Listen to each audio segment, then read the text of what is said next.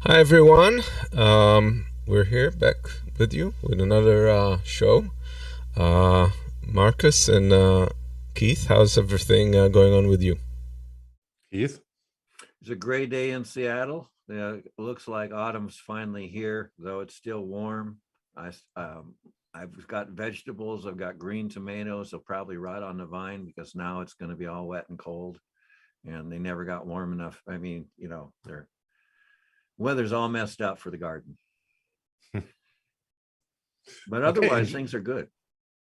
Okay, that's nice to hear. Well, here in Germany, we finally have the fall. It is rainy, it is gray, it is very dark. Well, it's the dark times, if you want. So, we are facing the fourth wave of the coronavirus, and well, the temperatures are sinking and the infections are rising. That's Germany at the moment. And here in New Jersey, we we had a governor, a Democratic progressive governor that barely survived, but we still have him. That's the silver lining. We still have him. He appears to have beaten the Republican by a hair, and they're going to do a recount, but I don't think that's going to change the outcome. An update on our little struggle here in my hometown. If you remember, we were talking about the artificial turf in Maplewood, New Jersey, and the nose won. So we stoved it. They're going to have to take into account other ways of fixing the field in order to extend play, and we've kind of averted that disaster. But with that said, there's thousands and tens of thousands of other fields in the U.S., across the U.S., that nobody asks anyone about, and they're being put in place and for the good. So it is what it is. Yeah, indeed. Well, when I started to prepare my parts for the show for today, the first thing I checked was, to get a clue on what is really going on in America politic-wise, because I was a little bit out of touch in the past month. Well, I found some nice cartoons. We will see them a little bit later, and one of them drew my attention, and I decided to make this the cover card for today. It is done by a cartoonist who is named Bram Hall, and absolutely fantastic. I think it says a lot about the condition the Democratic Party is in right now. Well, facing next year when it comes to the midterm elections, and we will talk about what our conclusion is from what happened with the Democratic Party so far, including the last election, and well, how could it go on? Can it go on? And well, we also have a report Amos is doing about what's going on in Glasgow right now, where a lot of important, so-called important people meet and are trying to save the world, or are not trying to save the world, whatever they are doing there. We will talk about this as well. Then we have the question, I think Keith is raising the question about the solidarity and how far it is possible in the United States at these times. And of course, we will look at what's going on in the nature. What about climate? And we found a very, very terrible report about what's going on with the Great Barrier Reef in Australia. And maybe you have noticed it. I decided, I did not talk with Amos and Keith about it. Maybe we are going back to this, but for this week, I decided, to change our logo a little bit, because I personally feel offended, meanwhile, by the term progressive, because it is burnt, in my opinion. It is only a fig leaf for the Democrats, and all the inaction around the so-called democratic progressives made me rethink it, and I think it makes more sense, to talk about climate politics in general, and all this with a touch of satire in it. And I would like at first to discuss this with Amos and Keith, and how far you are okay with this, and how far do you feel that the term progressive is not something we should be seen. We should be seen as something different, in my opinion. What do you guys think? Well, I'll start. Yeah, it is a big term. It covers a lot of ground, and much of it I'm very comfortable with and I like, and some other aspects to it I don't like. So I really, it's just a word. It does help. We're not conservative, so it does. It definitely does make a distinction in that way. But amongst, and personally, it's rather obvious I'm on the left side of things, but does that cover all of progressivism? Or no, it doesn't.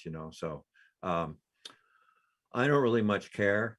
I don't like the term describing me personally as, I do and I don't. Okay, I don't deny it, but at the same time, call me socialist. I'm a hardcore socialist at this point.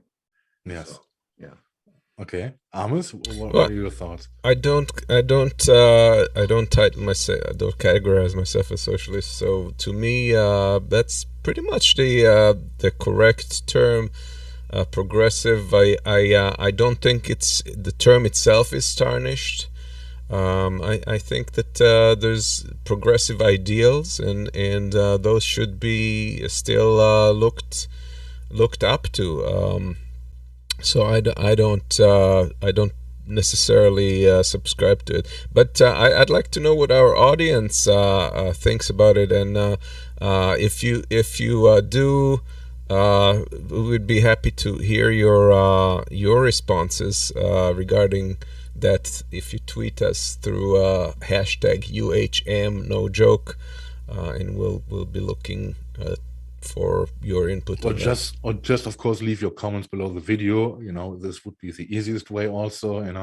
It is not about our logo change. It is about a discussion now, and what happened with progressivism, in my opinion. Right. And it would be very great, and Amos is absolutely right about it, to hear what you have to say about it.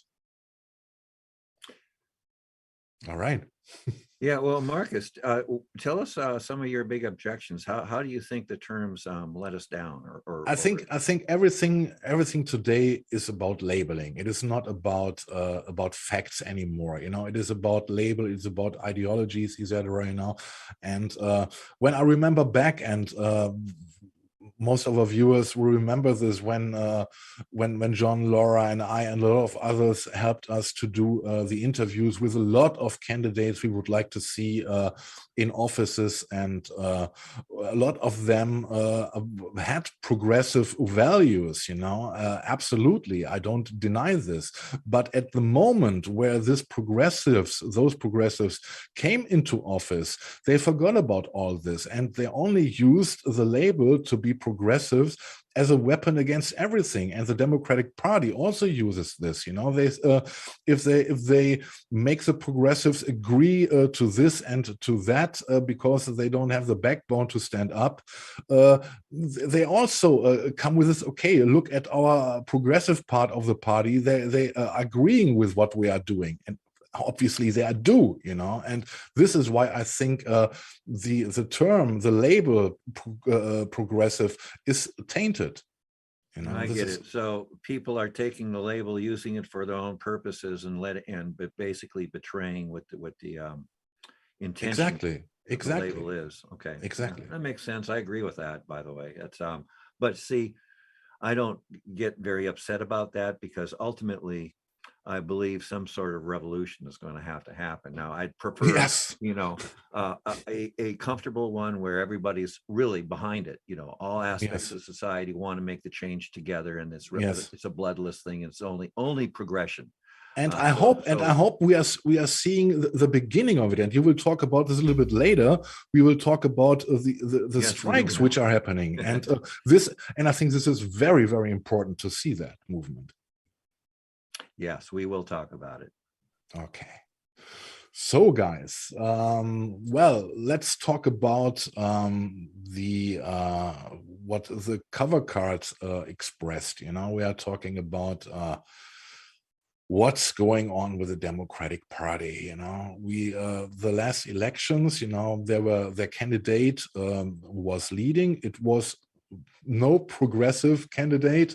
It was an establishment candidate, and I think only a couple of months ago he was leading the elections, and suddenly a Republican jumped into the scene. Junkin is his name, and Junkin, yeah. And on the last meters, he took the victory away. And well, what does this mean in the first place for the Democratic Party, and what does it mean for the Republican Party as well? And the interesting part is, I think, if I checked some polls, and what I saw there is there are a lot of people moving away from the Democratic Party who last year voted for them, to get Trump out, but they see that the promises, in my opinion, are not fulfilled by the Democratic Party. It starts with the $2,000 checks, which nobody received, and all the other promises which were broken from step by step, or programs watered down so much you cannot recognize them anymore.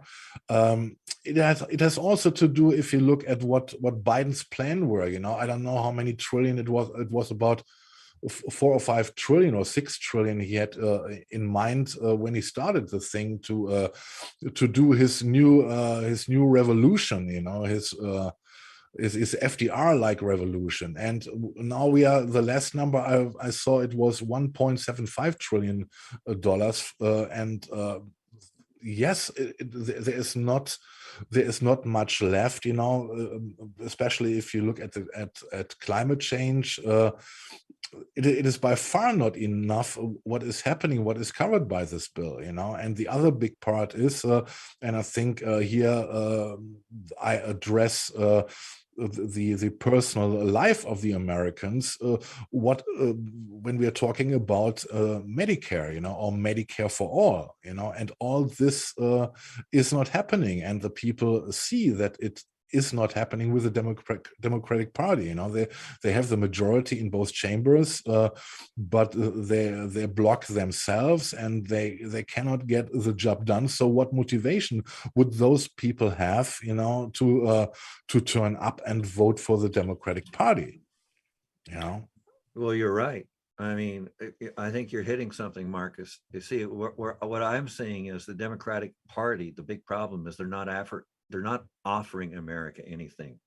What the Democratic Party is doing is it's like we have a room that needs to be repainted and they want to hang up wallpaper. Well, no, you got to, what we need to do is tear down a few walls and add a window or two. You know, we need major renovation. And well, what do we have? We have two parties who support, worship corporate control, you know, and you have Nancy Pelosi, you know, saying that we're a capitalist country. That's what we are, and that's what we're always going to be. And you don't have the Democratic Party looking out for the interest of the American people.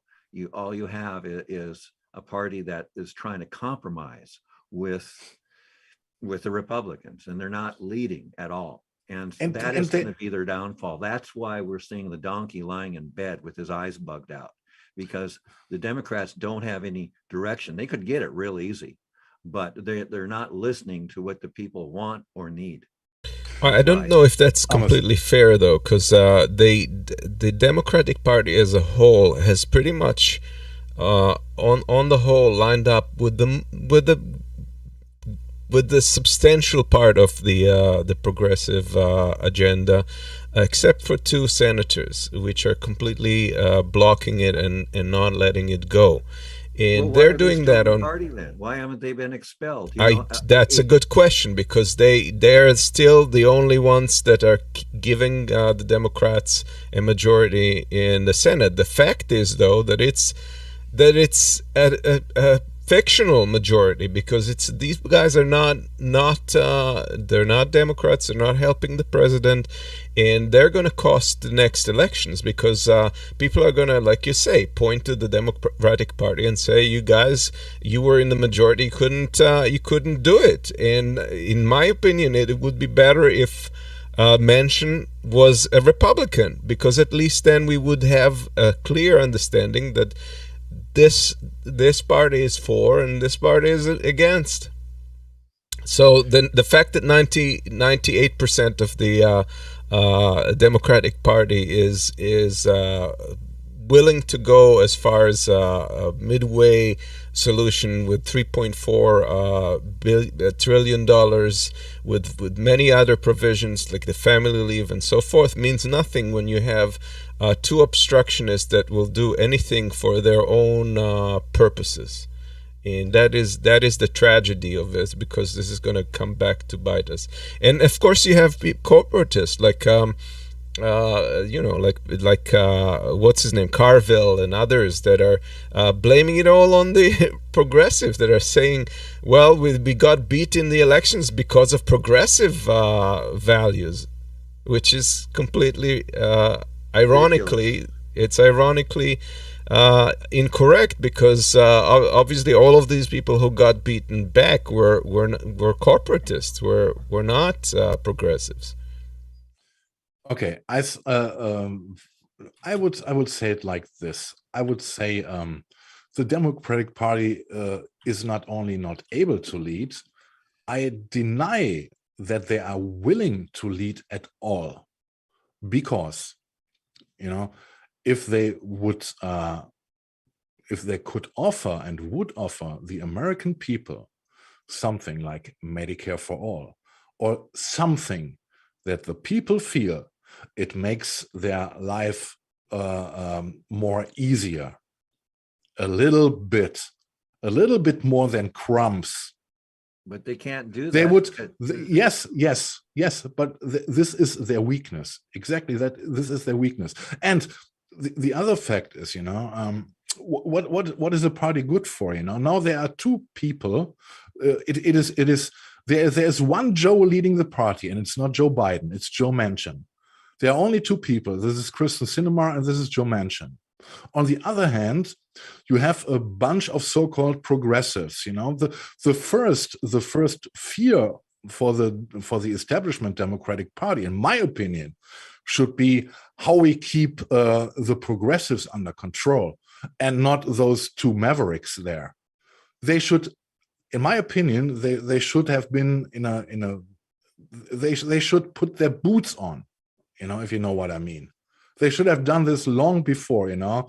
If we see this later in the article, you know, what's going on with the bill, you know, the bill I was talking about. It's now at 1.75 trillion, and even there, we are learning that Joe Manchin is coming out giving an interview that he's objecting already this plan, you know. So we don't know at what we are ending. Maybe we are ending at something below 1 trillion, as long as Mr. Joe Manchin is finally satisfied, you know.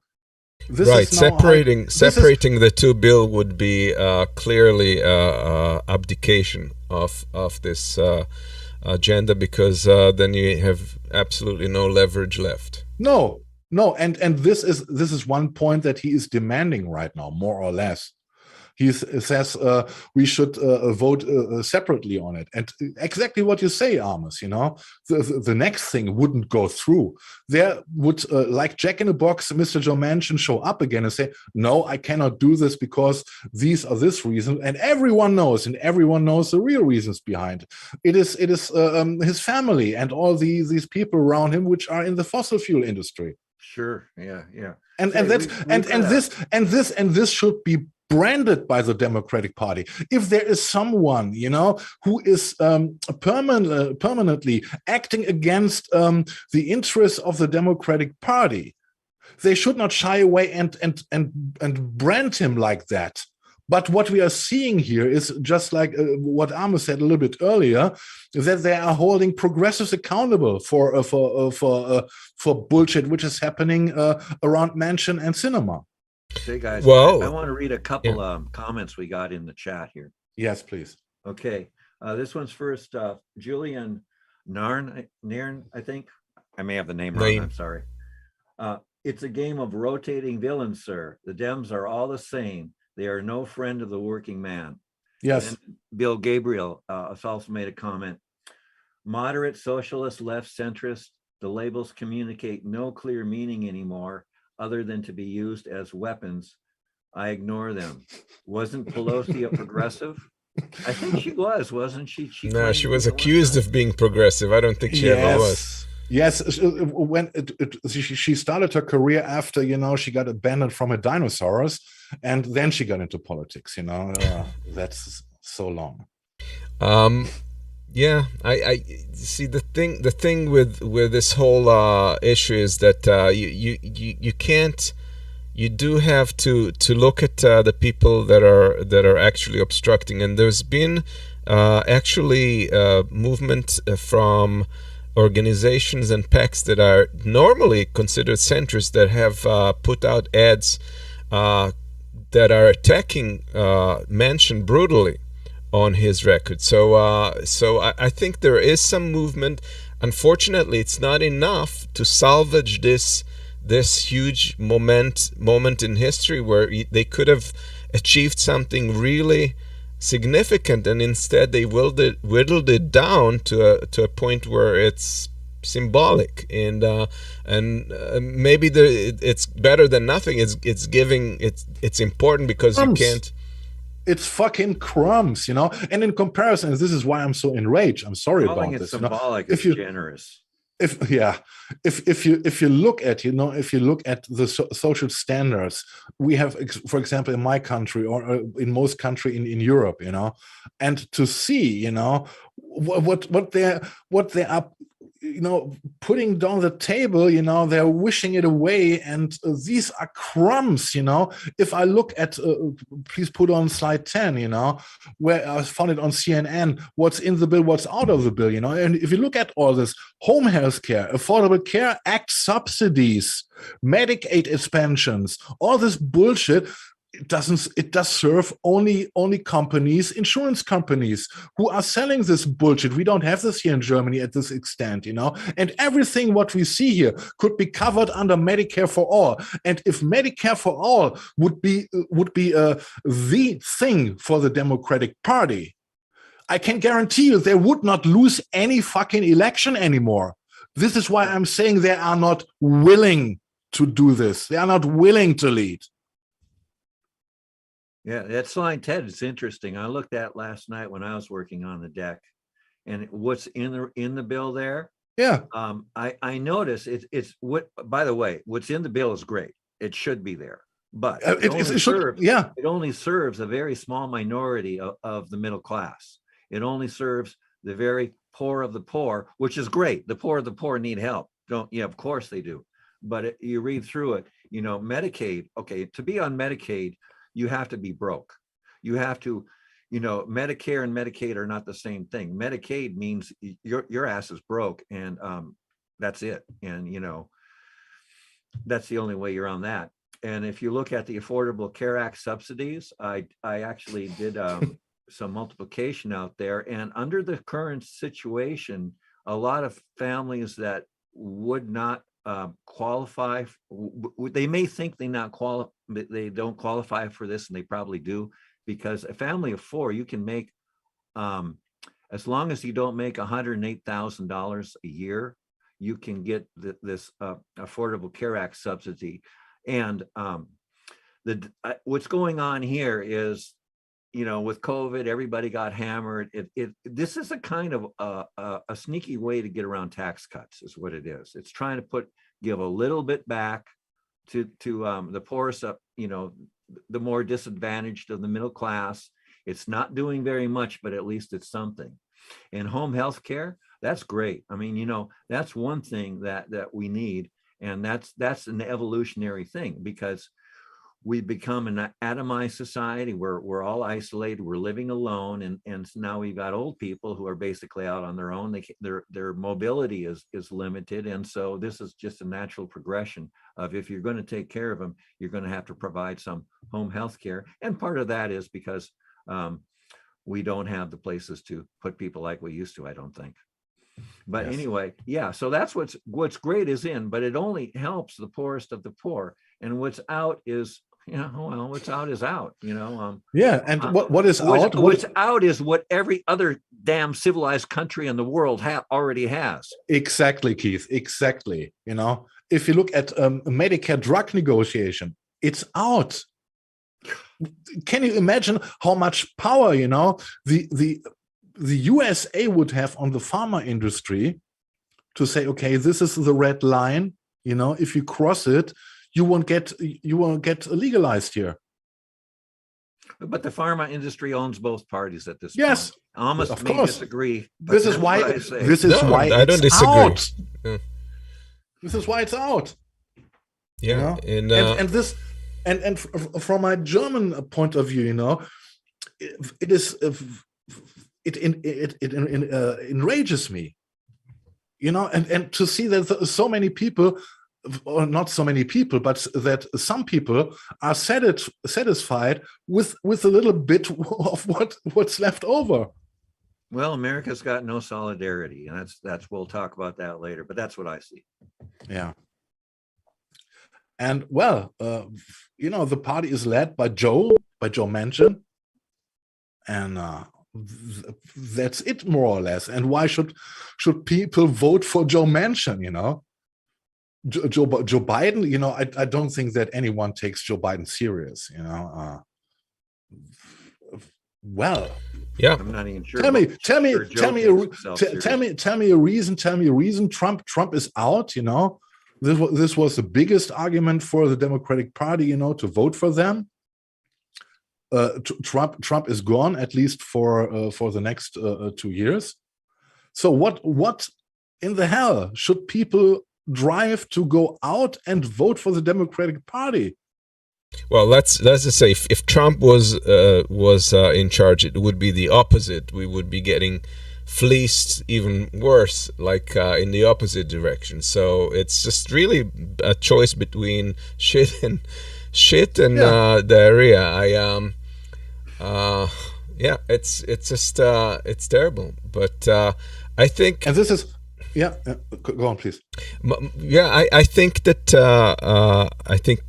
all of us should start organizing wherever we are in the U.S. Like, start organizing house parties to have commitments from people to go down to West Virginia, and campaign against this guy, and let them know that. Let them know. Call them. Let them know that you're doing that. That we're getting organized. We're gonna go, and we're gonna primary this guy, fucking out of office. And he better understand that.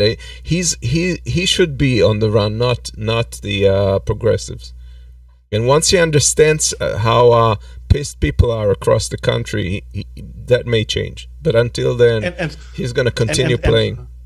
And I absolutely agree, Amos. And the fact that it's not the case, you know, and the progressives, you know, cave in every time when something is at stake, you know, it shows how weak they are. There is nothing left, you know. I think it was such a waste of time for me and John and Laura and all the others, you know, who we invested hours and hours and hours to prepare each and every single show for them, you know, and to see that they are all failing.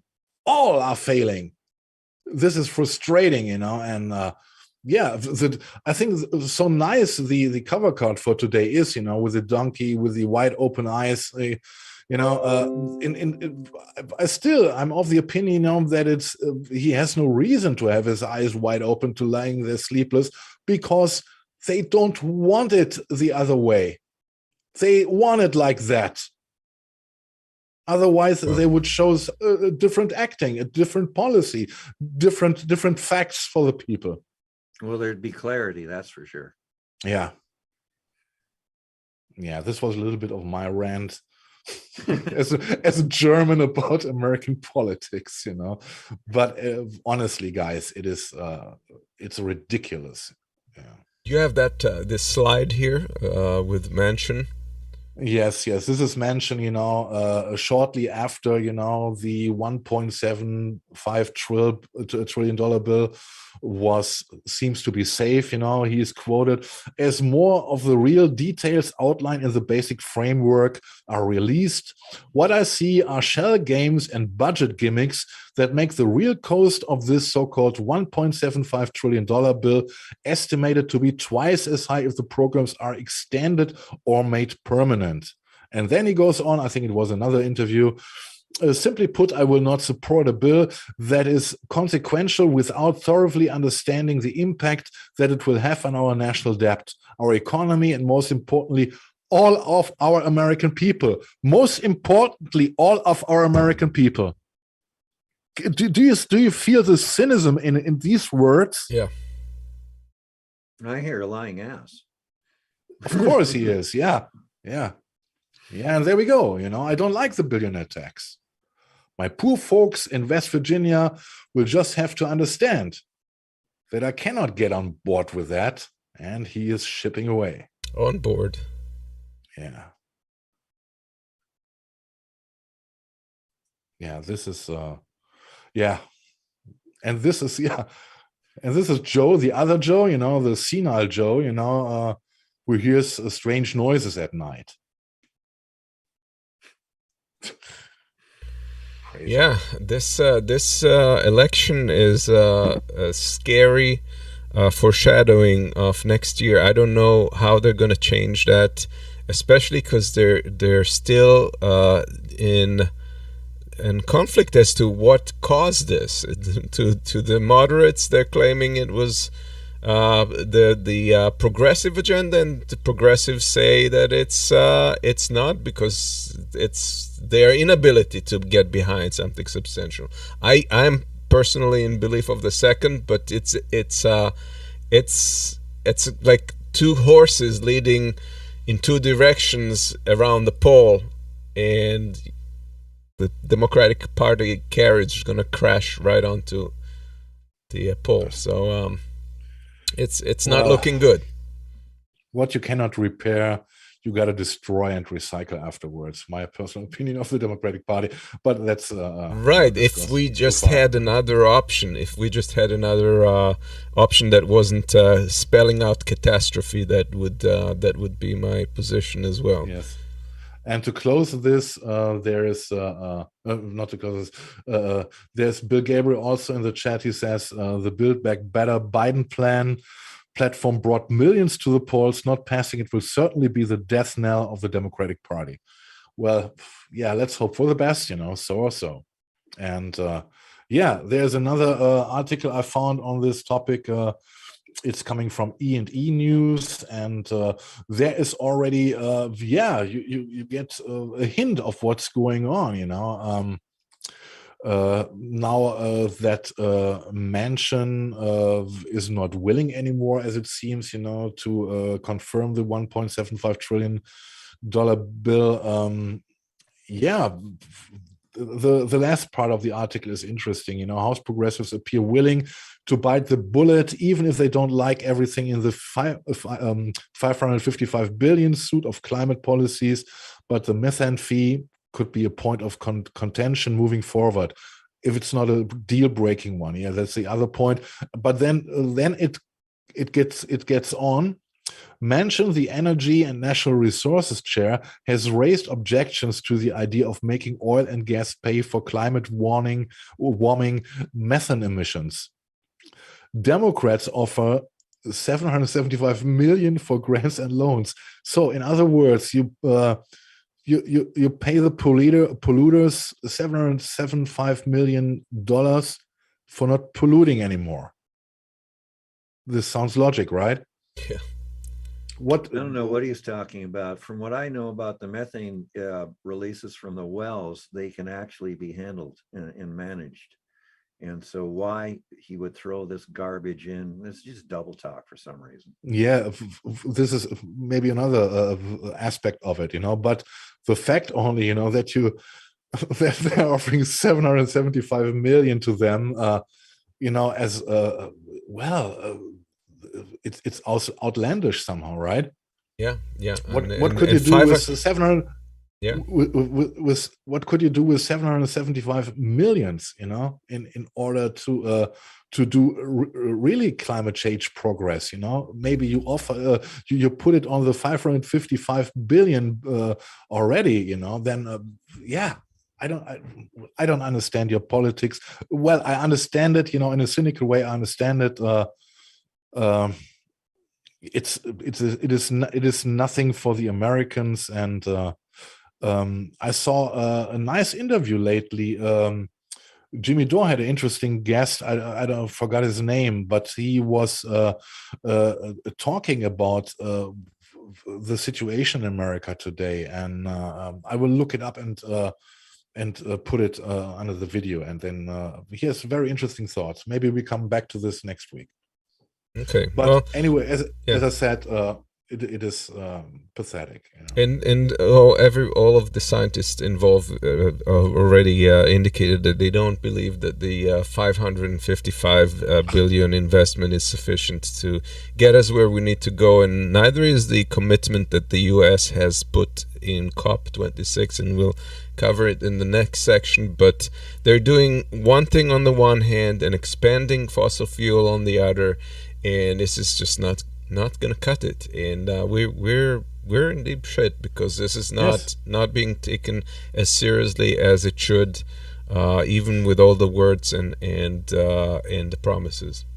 And you should also look to come to your topic, in how far it weakens Joe Biden right now in Glasgow, with the conference, Right. because in fact he has nothing to offer.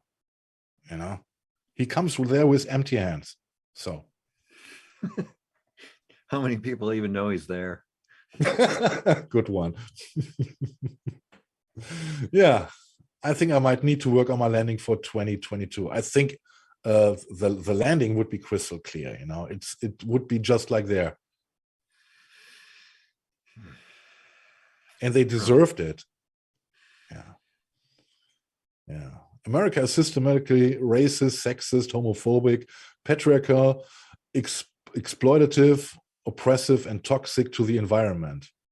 Yeah, this is what they're preaching. And this is also another aspect. Very interesting cartoon, by the way, because it's exactly, because it is, close your, it is the three monkeys, close, have your eyes shut, have your ears shut, and have your mouth shut, kill the messenger, but in the end, the message is still in the world, and it doesn't it doesn't make a difference if you go and vote Republican, because you don't like the message from another party.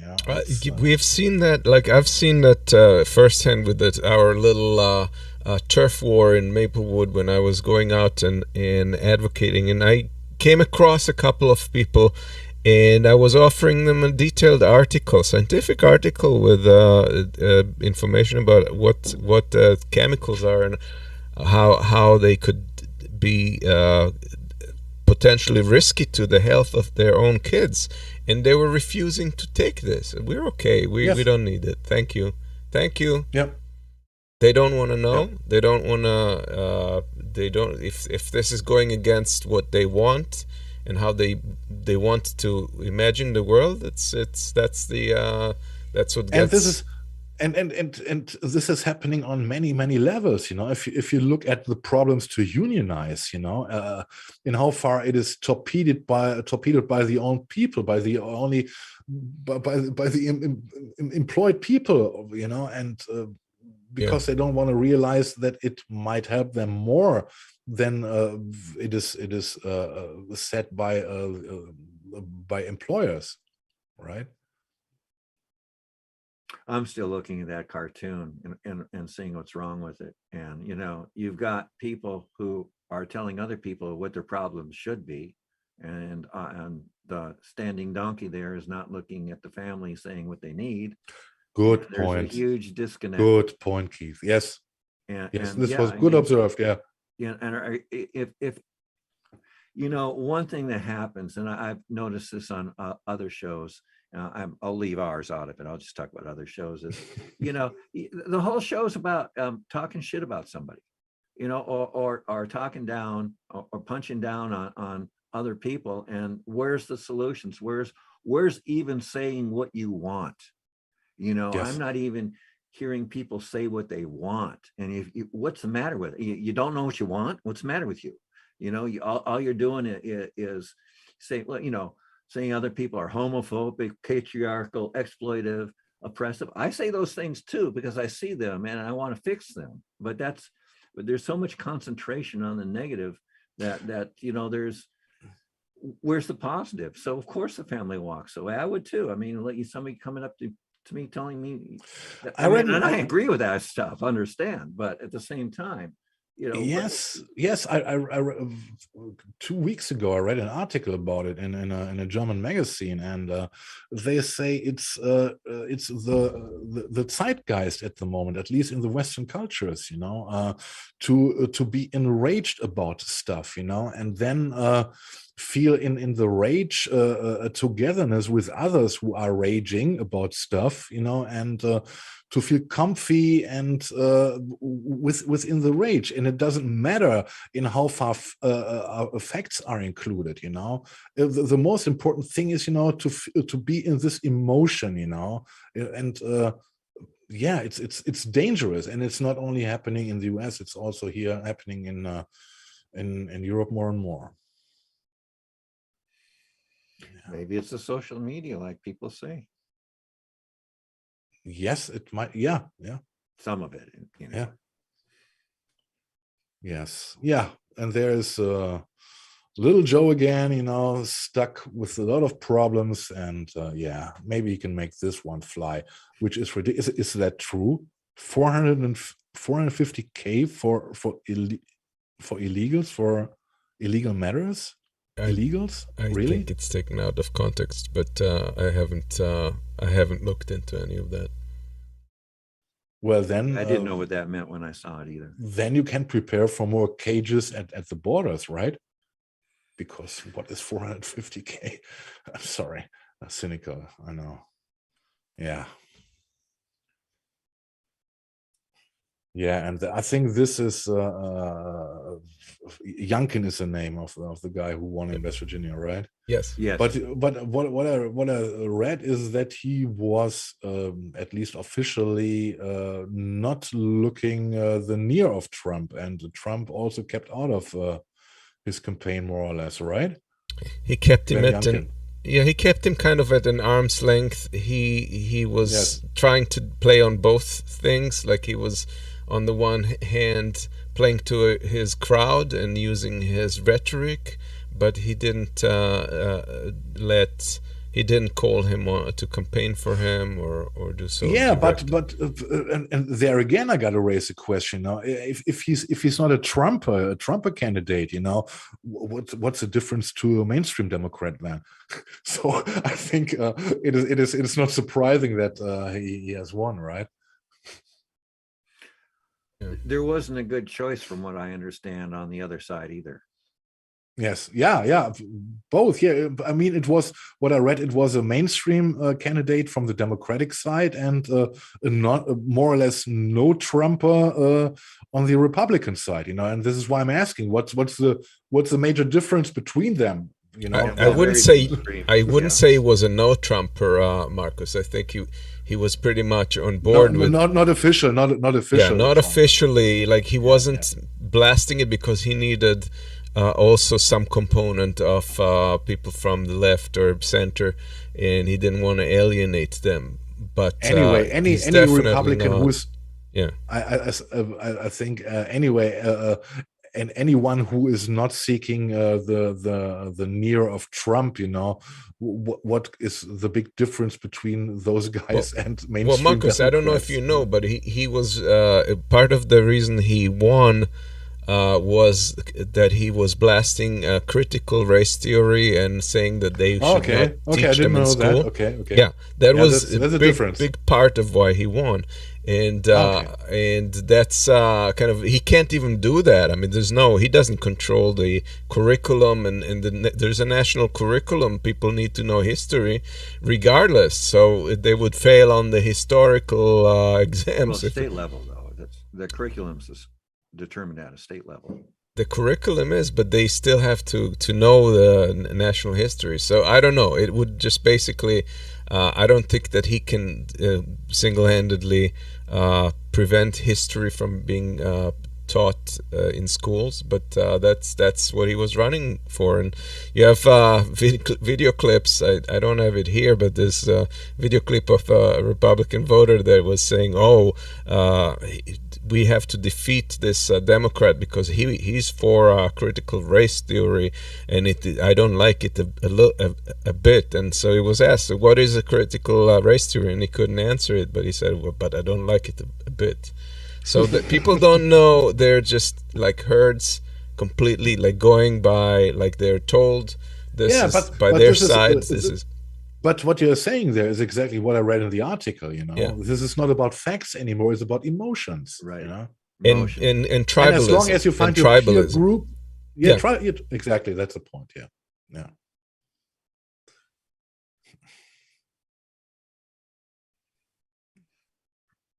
Yeah. All the statues. The next slide, huh? Yeah, it's a critical race theory. Yeah.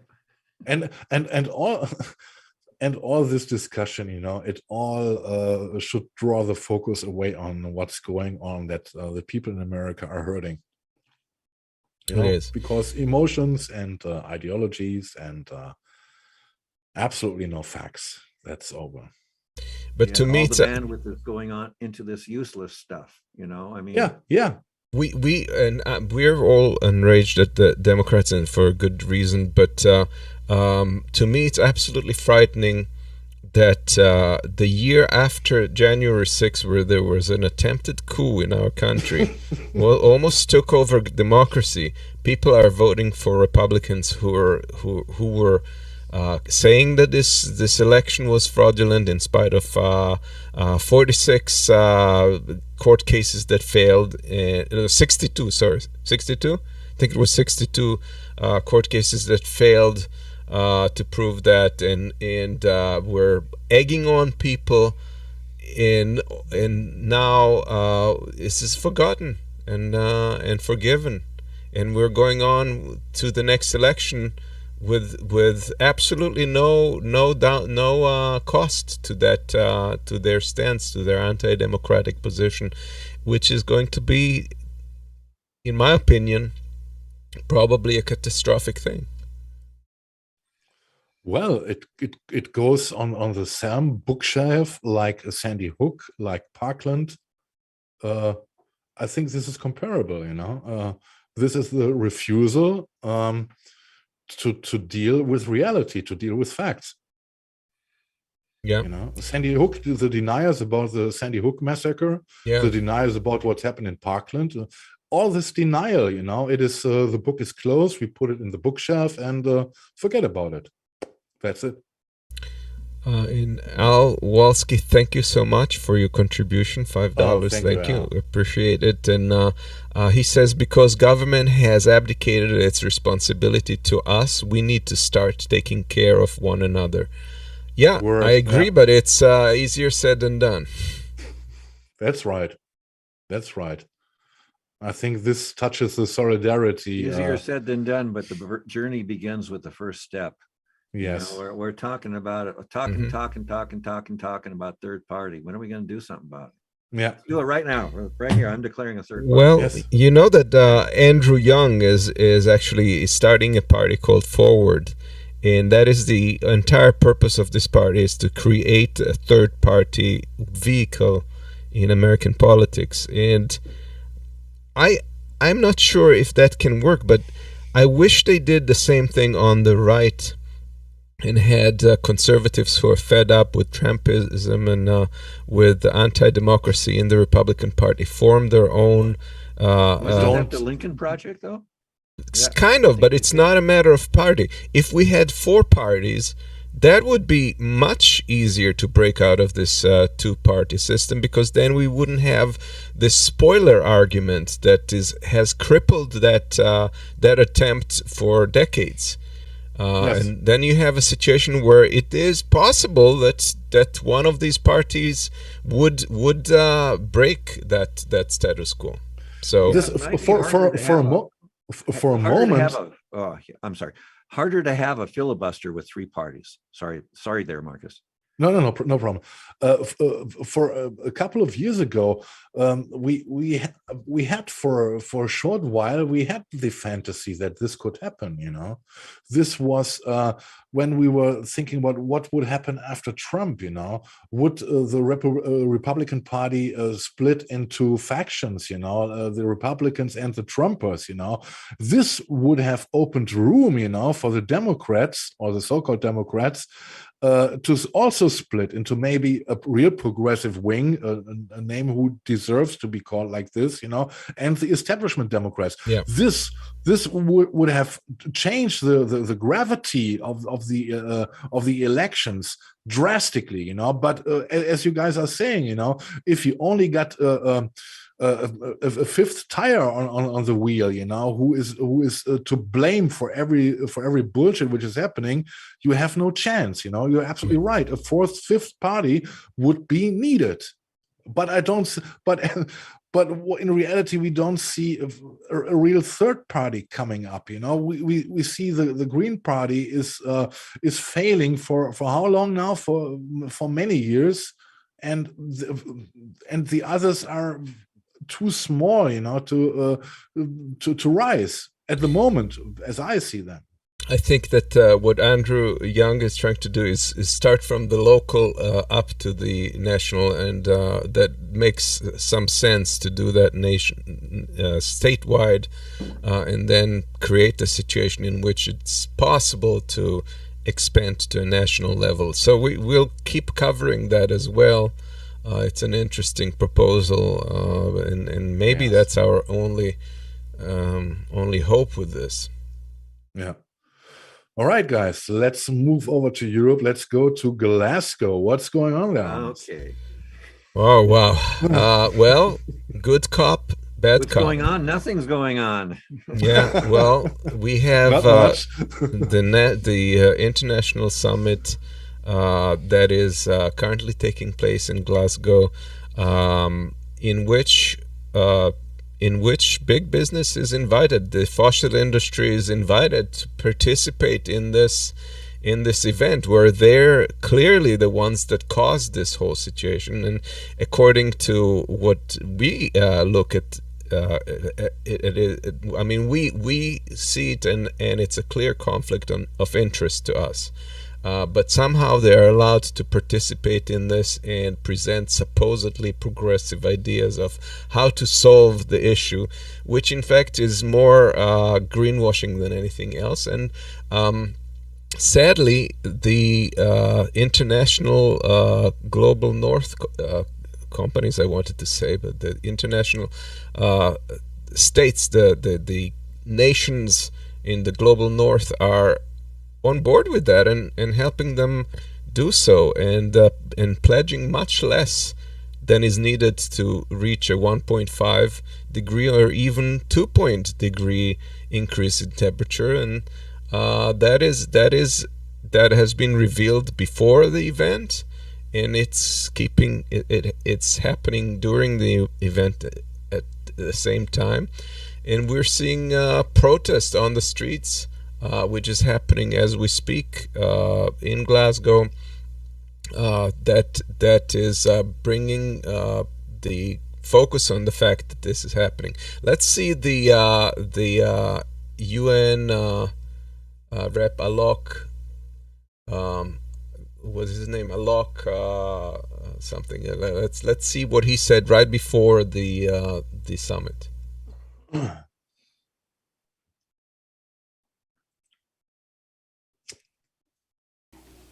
The IPCC report in August was a wake-up call for all of us. It made clear that the lights are flashing red on the climate dashboard. That report, agreed by 195 governments, makes clear that human activity is unequivocally the cause of global warming. Really? I didn't know. Yeah, but that is as direct as the UN itself has done. The UN's study itself is showing that we're not on course, and something drastic has to happen, as we know.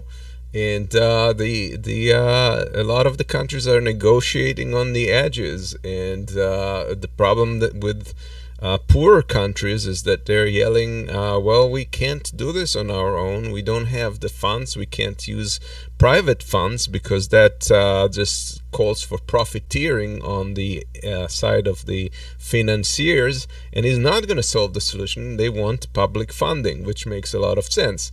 And they want the countries that were involved in creating this situation to begin with to pitch in more than they are. But that is where it stands right now. There is an organization that is called COP26 Coalition. You can reach them on their site. It's COP Coalition 26, COP26coalition.org. And they're trying to. That's the broadest coalition right now that's in effect, that is trying to make those changes. Let's see what their chief guy is saying here.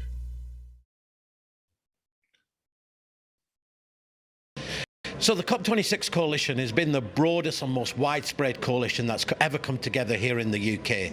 It's brought together labour unions and faith organisations, from Black Lives Matter to climate strikers, yes, and the environmental and the and climate justice organisations. But what it's trying to do is build a movement of movements to recognise that the climate crisis is not simply an environmental crisis; it's an economic, social, and racial and gender crisis as well. We know that the solutions to each of these crises are the same solutions, that we need to transform our energy and food systems away from systems based on exploitation and profit towards equitably sharing them. We need living wages and social protection, public services. We need to centre the realities of the global south in the urgency and the ambition. And this movement has been building for the last 2 years, really calling for a climate justice, a response both here in the negotiations but outside. And as your report mentioned, on November 6th, there's a global day of action with literally millions of people marching all over the world, very much with the same message. The era of injustice is over. We are calling not just on our leaders to act, but we want action that delivers justice. And there'll be countless protests taking place here in the UK, and a massive one in Glasgow, but also similar protests in every corner of the world. Look, this fight around the climate crisis is not going to be won or lost here in this one summit. We've heard this before. As you said, in Copenhagen over a decade ago, we were told that was the most important COP. We're now told that this is the most important COP. We know that this transformation that needs to take place around the world is urgent. We know change is coming. The only now fight is what kind of change will it be? Who will pay the heaviest price? And will it actually deliver justice? And that's a fight that goes beyond this climate summit. It goes back to our local communities, into our workplaces, into our national context, but it needs to be connected and united in a much broader transition, so we have a justice transition for everybody who's being impacted and affected. So he says that this climate summit is not going to be the one that is going to win or lose the climate, but at the same time, I mean, that is something that Alok Sharma has said, that this is the last chance for humanity to basically reverse course. And I don't disagree with that, even though this guy says that it's not the make or break. You have to consider that every time we postpone it, it gets harder and harder to deal with it. And it's at the point where it's almost impossible to reverse it. We're hoping it's still possible, but there's no more waiting. We cannot afford to wait any longer. And it's not more likely to happen if we do. And one thing to mention about this COP26 is that, ironically, this is the most exclusive one that has happened in between the last 26, because of visa issues and the COVID issues from countries that are not well vaccinated. A lot of the participants ironically from the countries that are affected most, from the global south, are not being able to participate and being shut out of this summit, while the major corporations are participating in full force. So somehow this is creating, on top of everything, this imbalance that is not boding well for things. So this is a huge problem. Here's a cartoon with the death being the Reaper, being the next speaker. Knock them dead. Knock them dead. That's a great one. Yeah. So and during the events, there's today, for example, there's an event that called 26,000 people out. Yeah. You got to give us other guys. We got to talk here. I got a question about all this. This COP seems to be a little different than the other ones, and I think you kind of alluded to this being more involved. There's more big business involved, or whatever you said. Mm-hmm. I'm getting the impression that this one's all about, like, do people really think money's going to solve this problem? Do they really think throwing money at the climate issue is going to solve it? I mean, well, it has to be done with money. There's no other way to. Come on now, we need fundamental changes. Just throwing money at it is not going to do it. And no. This thing, it just seems to me like some kind of like a convention, like people used to have for like old cars or vintage cars or something, where people go there for a common interest, they talk a bunch of shit, and then they all go home and nothing happens. Because I'll tell you that that one shit, the one speech we just watched, the guy spent 3 minutes basically telling us that people are coming together and they're hugging each other, and that's really great that people are coming together and hugging each other. But what the hell are we going to do about the climate crisis? What the hell are we going to change the economic bonds that bind us to doom? Guys, guys, I think it's a stunt show. The whole thing is a stunt show, you know. Yeah. I think 2 weeks ago we saw the report from the American intelligence agencies, in which was clearly stated that it is unavoidable that we cannot reduce it to 1.5 degrees Celsius. It's impossible. This is what the intelligence agencies say. What our politicians say at those summits and conventions and stuff, you know, it is to keep us peaceful, to keep us in peace, you know, to keep us quiet. That's the reason why they're doing this. And it's a stunt show. It's nothing else. Yeah. In this case, I fucking trust the American intelligence agencies. Well, yeah, in this case, that they've only been watching this problem for years, or decades even. Yeah. Okay, but the thing is that that's part of the criticism against COP26. They're saying they're basically pressuring countries to supposedly commit to some number for net zero, which is more or less meaningless because there's nothing to hold them accountable for it, and there's no detailed plan, there's no detailed studies to create a pathway to get there. So it's just meaningless. They put in a number, they're gonna do this or that, and yes, there's nothing that shows us that this is going to happen. And then you learn if you go through the news, you know, that China, for example, only China is planning to expand their coal factories. They are intending, you know, to build another 200 coal factories to keep the country running, because in some areas in China the energy is reduced. You know, they don't have lights and anything, you know, no energy, you know, at some hours a day, you know, and this is something, you know, from the inner politics China cannot afford. So they will do everything, you know, to keep their energy up, you know, and this is why they are not at the summit, and this is why they are building 200 new coal factories.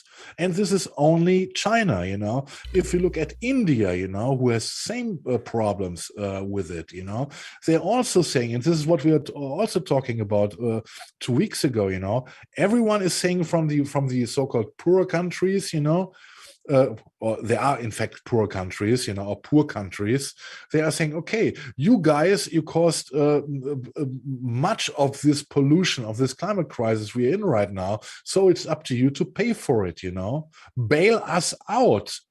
And it's a numbers game. It's as long as we are living in a capitalistic system, it's a numbers game, you know, and this excludes that we are going significantly forward when it comes to go against the climate catastrophe, in my opinion. It's a question of system, and the question of the system, what is more important, the human being or the system, was long answered before. Right, and yeah, India, I believe, committed to reach net zero by 2070. Yeah, long after it will make a difference. Years, yeah. In 2070, the water stands us here. Yeah, that's why a lot of people. Yeah, that's why some NGOs and stuff call this COP26 the 3-degree conference, because this is way too little. But like you say, they point the fingers at developed countries and say, we can't do it alone. You have to help do this, and I wouldn't say that they're completely in the wrong in that, but that doesn't help. But it doesn't help us, because it doesn't help us. The developed countries, of course, they will maintain the status quo. Not only that, the US and the UK are actually on track to expand. It's not just China. Yes.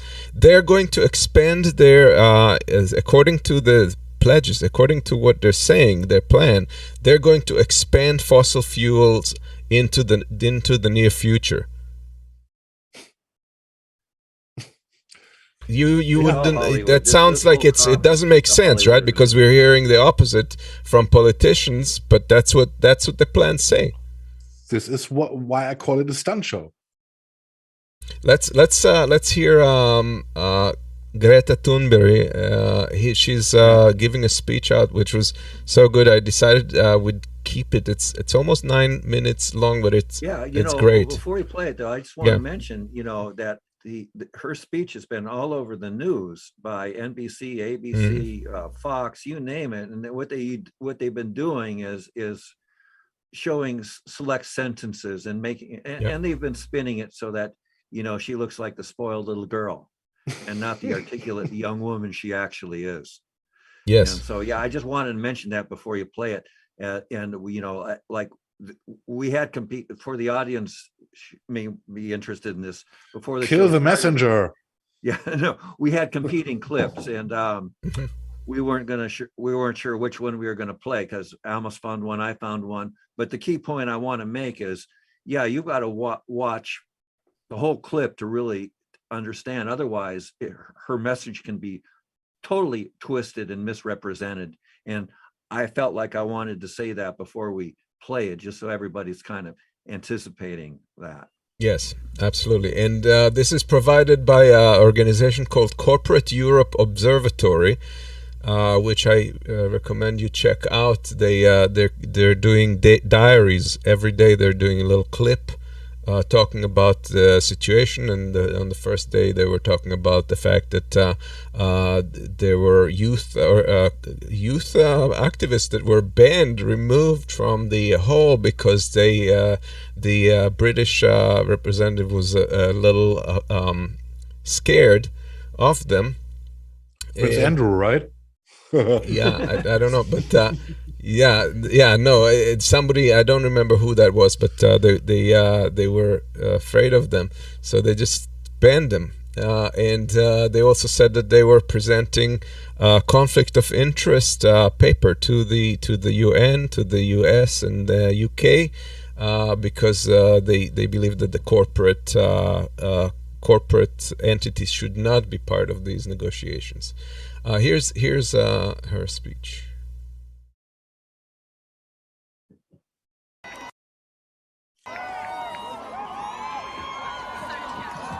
Thank you everyone for coming. What a great day.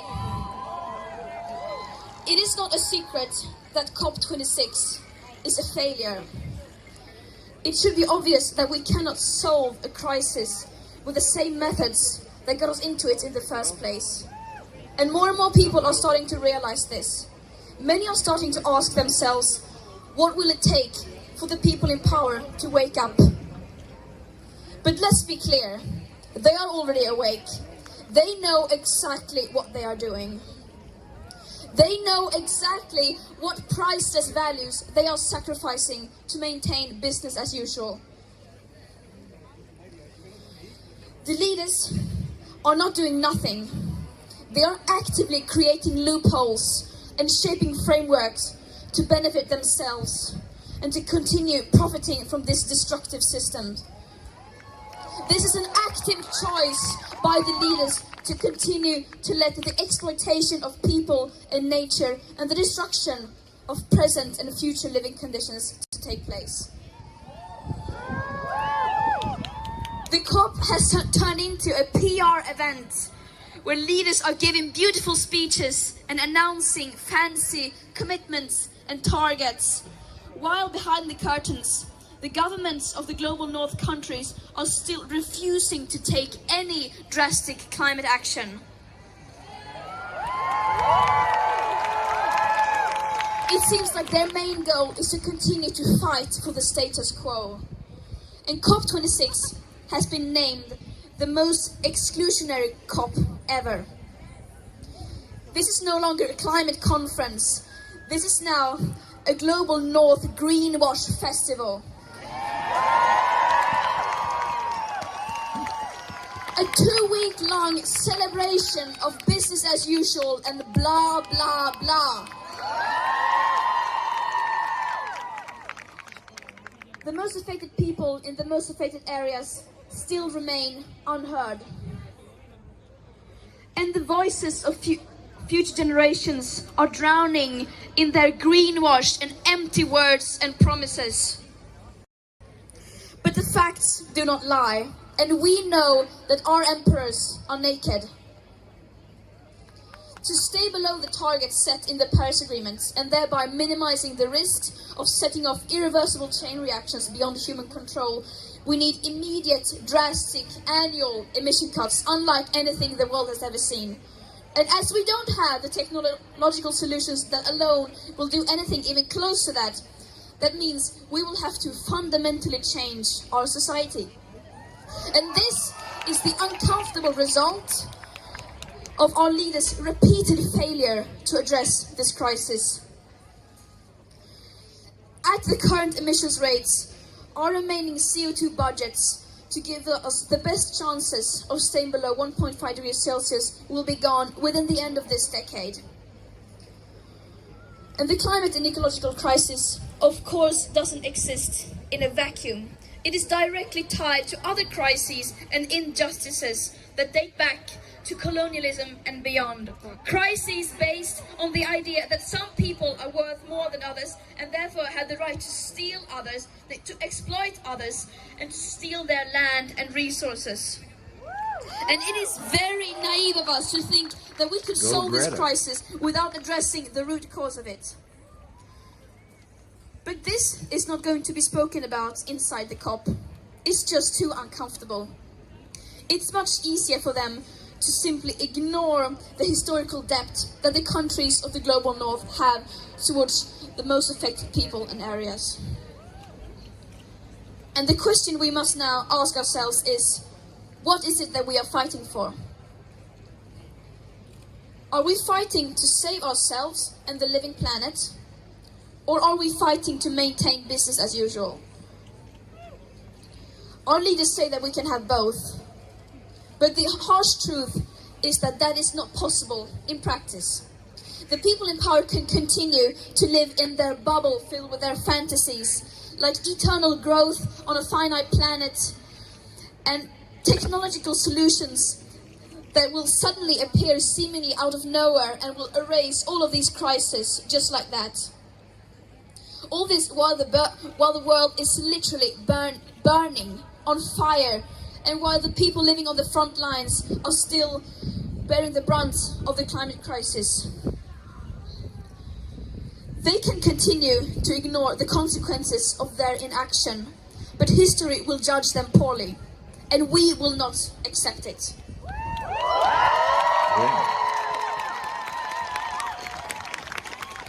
I could not have said that better myself. We don't need any more distant, non-binding pledges. We don't need any more empty promises. We don't need any more commitments that are full of loopholes and incomplete statistics and that ignore the historical emissions and climate justice. Yet, that is all that we are getting. And no, that is not radical to say. Just look at their track record. They have had 26 COPs. They have had decades of blah, blah, blah, and where has that led us? Over 50% of all our CO2 emissions have occurred since 1990, and about a third since 2005. All this while the media is reporting on what people in power say that they are going to do, rather than what they actually do. Time and time again, the media fails to hold the people in power responsible for their action and inaction. As they continue to expand fossil fuel infrastructure, opening up new coal mines, coal power plants, granting new oil licenses, and still refusing to do even the bare minimum, like delivering on the long-promised climate finance for loss and damage to the most vulnerable and least responsible countries. This is shameful.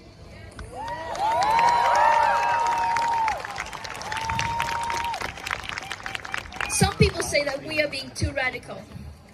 But the truth is that they are the ones who are radical. Fighting to save our life-supporting systems isn't radical at all. Believing that our civilization, as we know it, can survive a 2.7 degree or a 3 degree hotter world, on the other hand, is not only extremely radical, it's pure madness.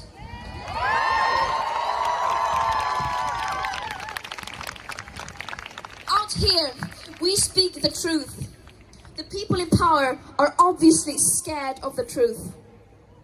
Yet, no matter how hard they try, they cannot escape from it. They cannot ignore the scientific consensus, and above all, they cannot ignore us, the people, including their own children. They cannot ignore our screams as we reclaim our power. We are tired of their blah blah blah. Our leaders are not leading. This is what leadership looks like.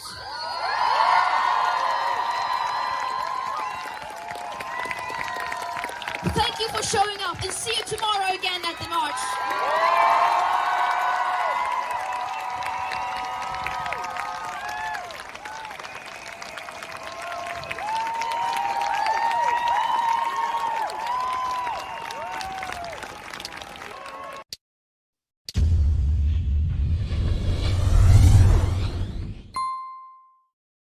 Yeah, well, needless to say, it's not just the South countries, the global South countries that are being excluded. It's also young people, and they're just being shoved to the sides when, in fact, it's their lives that are going to be determined by this summit more than anyone. There's a good cartoon. This is pretty much what's happening. We can't afford the same old inaction.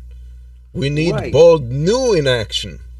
Right, because what we had before, we had outright denial, and that won't work anymore. So what we've got instead now is we've got, controlled admission that there's a problem that'll be, and now the problem's become a can that gets kicked down the road forever.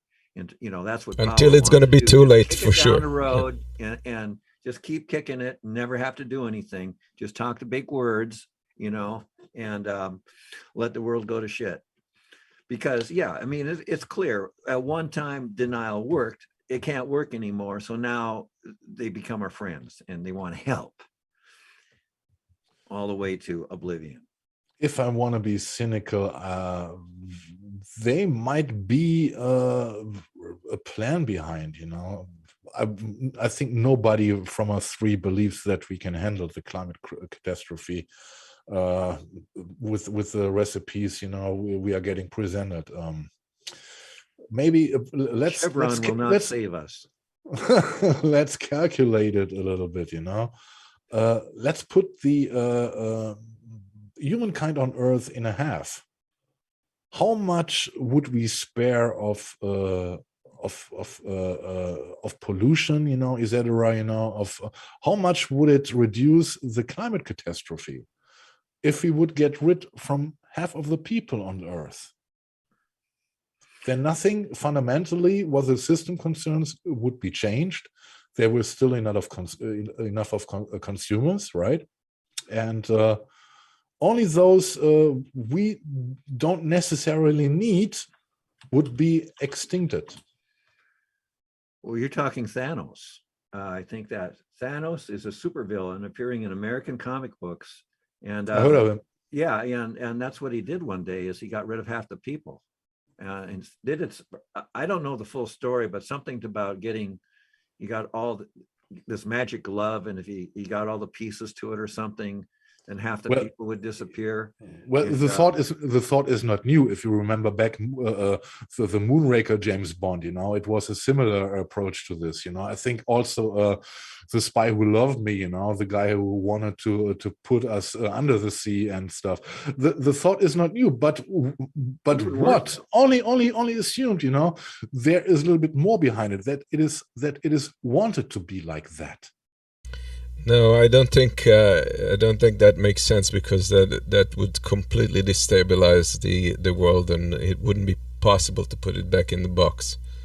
So I don't think that even people who have maybe a certain virus who responds only to certain genetics or so. Well, if the world started making sense, somebody forgot to tell me. Yes, yeah, but it would solve the problem. No, it wouldn't. It would be in 30 In, years. in the minds, in the sorry, in the minds of the in the thinking of the system. You know, if you reduce, if you cut away amount X of people, you know, you still have enough of consumers, you know.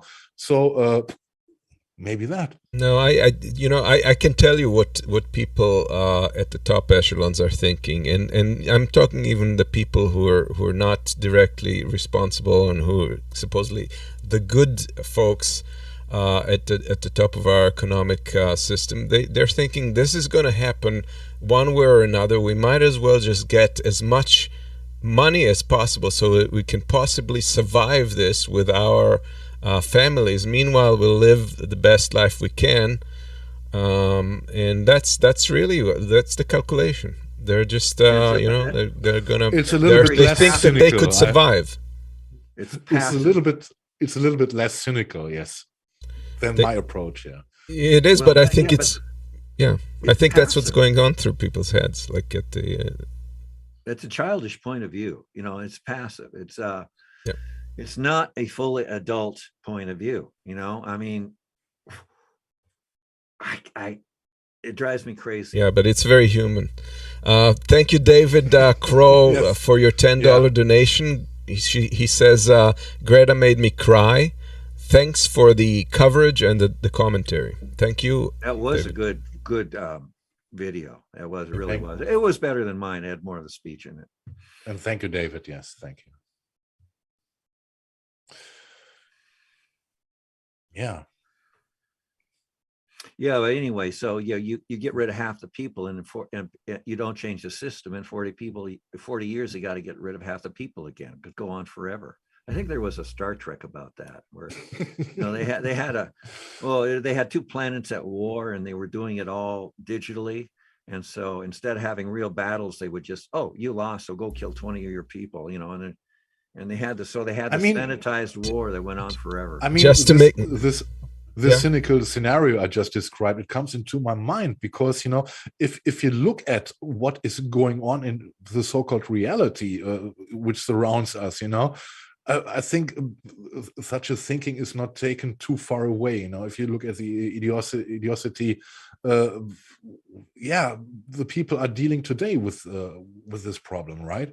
Just to be to make it clear, we're not advocating killing off half the population. No, God, no, Just so nobody gets the wrong idea.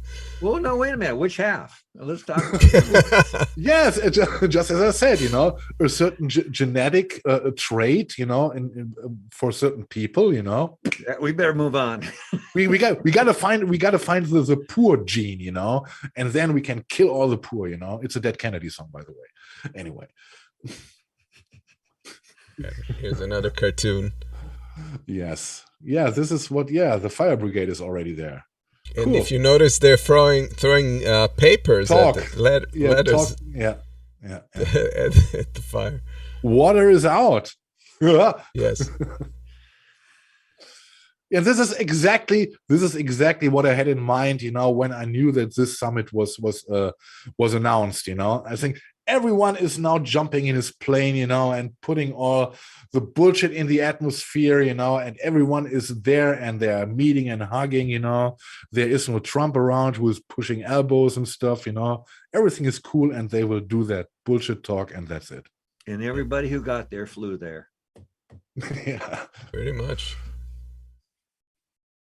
Yeah. All right.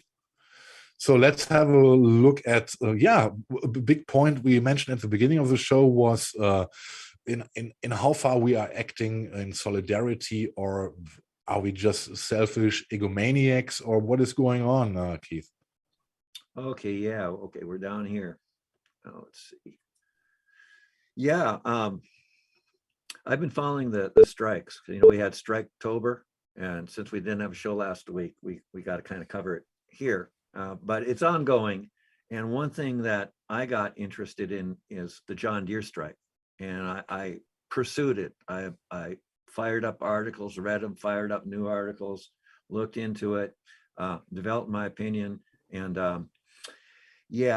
one thing about the speech we just saw about Greta, I made the point about that we needed to hear the whole speech, because the sound bites, the pieces that were being put out by major media just represented her as the spoiled child, and not as the articulate young woman I said she was and is. And this is a similar situation. This is the video we're about to watch is a pro-labor.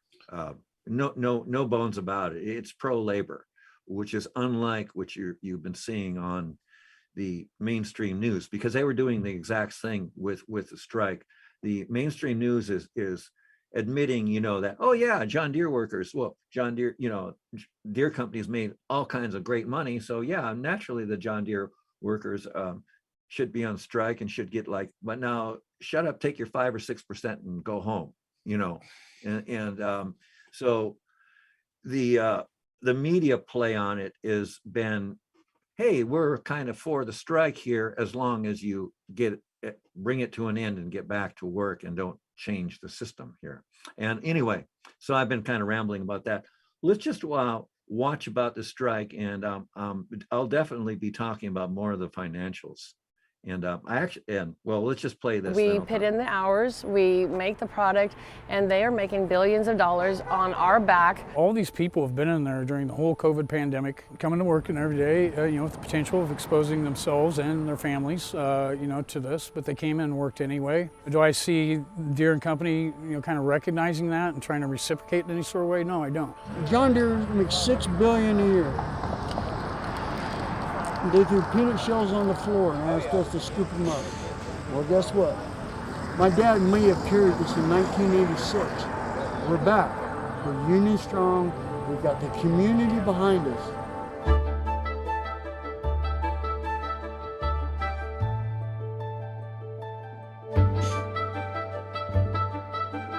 I've worked at John Deere for 19 years now. The reason why we're striking is, 1997 is when Deere divide and conquered. They made the two-tier wage system where, new hires coming in after the 1st of October 1997, got paid less wages, didn't have health care after retirement, a pension, which is about a third of our predecessors.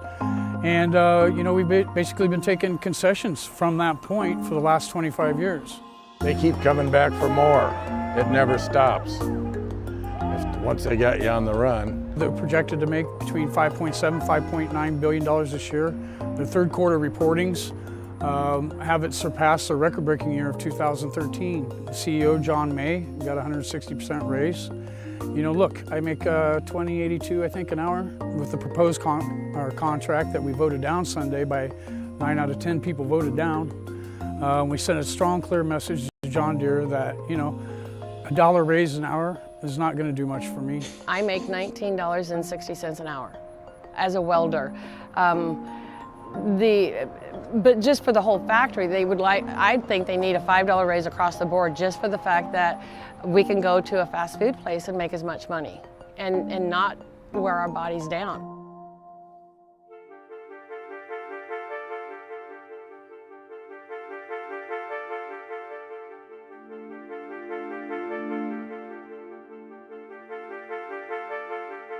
For 22 years, and I finally got a job where it's comfortable and I make decent money. But there are other plans, other people in this plant aren't making the money they should. I'm already a labor grade one, but definitely for the people that are out on the floor building these machines. I'd like to work around people that are happy and feel like they're valued. Yeah, we're looking out for the guys that come next, our kids, the kid down the street, or the guy who needs a job. We have to look out for the people, that come here in the future. My grandpa, my dad, uncles, aunts, I have family members on both sides of the fence. It's no longer about, are my employees happy to be here? Do they feel compensated? Do they feel like their benefits support them? So, that's for me, that's part of this fight. Walter Reuther, one of my favorite quotes of his was that the UAW doesn't want a bigger piece of the pie. We want a bigger pie. We want it to be bigger, and we want there to be more out there for everybody, not just ourselves. That's what we're really, truly fighting for. The reason we want to look for the future is because of this little boy right here. This is my grandson, Aiden, and he looks at that factory with admiration and joy that his grandmother works for John Deere, and that might be his job one day.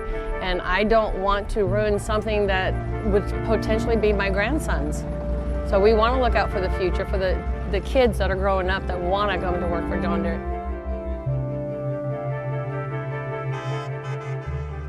We have a strong showing of support from our community. You just seen there, we had a local restaurant bring over 70 tenderloins, for people walking the picket line. There's a convenience store down the road that's giving discounts and free coffee. People have been bringing stuff to us, so we're really appreciative of the community standing behind us. Well, if the wage of the union worker is better, even the non-union worker's wage will come up in order to keep good help and talent. And so the benefits will rise. I mean, if somebody knows they can go to this non-union shop and they offer benefits and a higher pay because they don't want them going to a union shop. Solidarity, don't waver. Other labor people will be supportive. I recall, like back in '86, which was the last time they had a strike here, we had a Hormel lockout going on at the same time across town, and these guys were, UAW was 74 was extremely supportive of those guys while they were locked out, raised money for them every week at the plant gate for several years. So I think those folks will be more than ready to help pay back these guys for that support. And those are the two biggest employers in town by far. So if we all support one another and stick together, good things happen for all of us.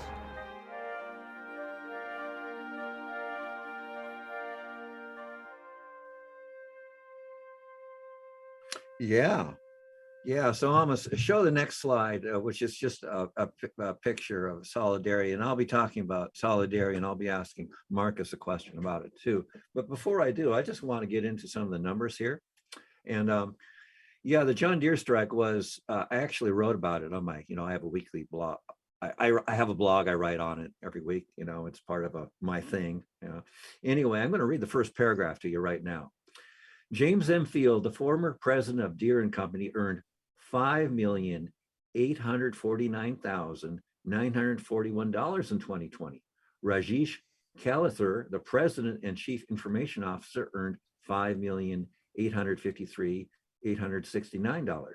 John C. May, the big kahuna of green tractors, earned $14,753,774. And I got to say, I just got to digress here for a minute. $14 million a year, man, you got to have transcendental talents to be really earning that kind of money. I was thinking, if a guy is that talented, just to be even in his presence would extend your life, would give you more years. I mean, it's just amazing.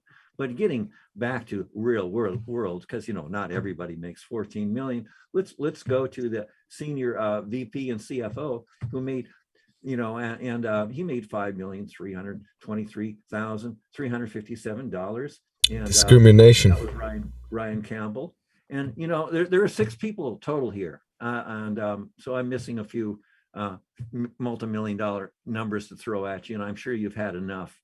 But you add up 6 people, the 6 people at top of John Deere, and you add up their salary, what they made. Now they make more. Some of it's stock buyback, whatever, but it comes out to how much they make a year, and it comes out to $43,163,287. Now, John Deere has misrepresented the employees at the John Deere, the on-strike employees, as making like, $60,000, $70,000 a year. Now I got to say, anybody making $60,000, $70,000 a year is not going to be going on strike, but use your brain on that. What they did is they threw in bonuses, and they picked the top people at all the wage categories, and they came up with these phony numbers. So I had to dig into it a little bit. And like go on to like online salary calculators that showed me what jobs are being advertised for. And anyway, it was a bit of work, but I came up for a reasonable average salary for the on-strike worker to be $45,760. So let's just go with that. It could be more, it could be less. Now, let's take that $43 million, add it to the if you add up the 10,000, the salaries of the 10,000 workers for a year, it comes out to be a pretty big number, but it only comes out to be about $500 million actually. So if you add up that 43 million onto the about $500 million the on-strike workers get, and then you divide the whole thing not by 10,000, because the executives still have a right to earn a living here. So okay, so we're only we have to divide by 10,006, and if you did that, and all we're doing now is taking the money from the executives, putting it into a big pile with all the money earned in a year by the on-strike workers and dividing it equally. That's all I'm doing. And that would give a 9.3% raise to the employees. Their first offer was at 5%, 6% for some employees. Yeah, and getting to what solidarity means. Solidarity is something I'm going to ask Marcus about, if Americans, in his opinion, even know what it is. Solidarity is about what's good for you might be good for me, and maybe I should support you and what you need so that I can get something too. So that, like, if I help you to get health care, then maybe I get health care too, and that we're all in this together. But the American point of view is that we're all in a big football game and we're all trying to win. And so if you can defeat the other guy and drive him, pound him into the ground, take his shit, that's being American. And so now I've talked for a bit. I've thrown a few numbers out, and I'm not done with those numbers yet. No, we'll come back, but I'm going to be quiet. And there's two other guys on this show, and I want to hear what they have to say. So lay it on me, Marcus. Well, first of all, I didn't know about the extreme number, more than 10,000 people on strike at only this company. Right. I don't know. Is it do the people in America see this on the mainstream news in the evening? Does MSNBC, CNN cover this? I think it's I did not know about John Deere, but I know about other companies who have not that big numbers, but similar numbers. Thousands of people are striking there. But is this covered? Is this in the consciousness of the American public at all via mainstream media? In a cursory way. That's one thing I've noticed this week. I noticed it, like I'm repeating myself here. I noticed in the Greta reports. I've noticed it in the reports on the strikes, and there are multiple strikes going on. As far as I know, John Deere is the biggest one. And they do mention 10,000 very quickly, and they move on. But the American media has learned very well to present the facts in such a way that they manage to package the message that they want to give along with the information, so that it's propaganda. And so, yeah, the strikes are being covered, but these numbers are not being talked about. So the people in America don't know to what extent people are already striking. They know that there are some strikes happening, but they are not informed about how many people are on the right. Well, if you're listening to the mainstream media, I think they're doing a good job of compartmentalizing. So it seems like there's just one thing going on in John Deere's, maybe in another time they'll mention something going in Amazon, but there's no sense that this is nationwide and across industries. This is way beyond just John Deere, as we've shown in the previous shows. It's going on all around the country in various companies, and it's getting stronger. So they're not showing that. I know. In comparison, you were asking me, about my German point of view. If this would occur in Germany, that our biggest or the big companies are on strike by so many people, you can guarantee it would be in the mainstream media at prime time on both channels. We would call it the show would be called Brennpunkt, which is meant focus or something. It would be a special news show covering this. Definitely.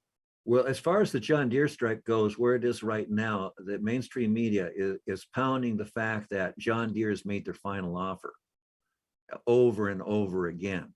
And the fact is, John Deere has not made their final offer, because I'm not through. Remember, I said I was going to go through some more numbers.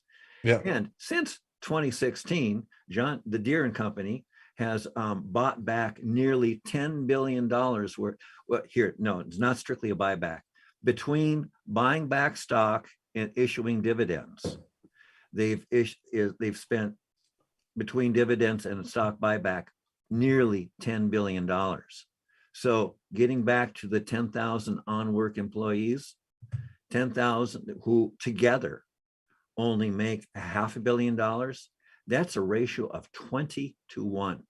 So John Deere, I mean, the Deere Company, they're not actually called John, they're the Deere Company.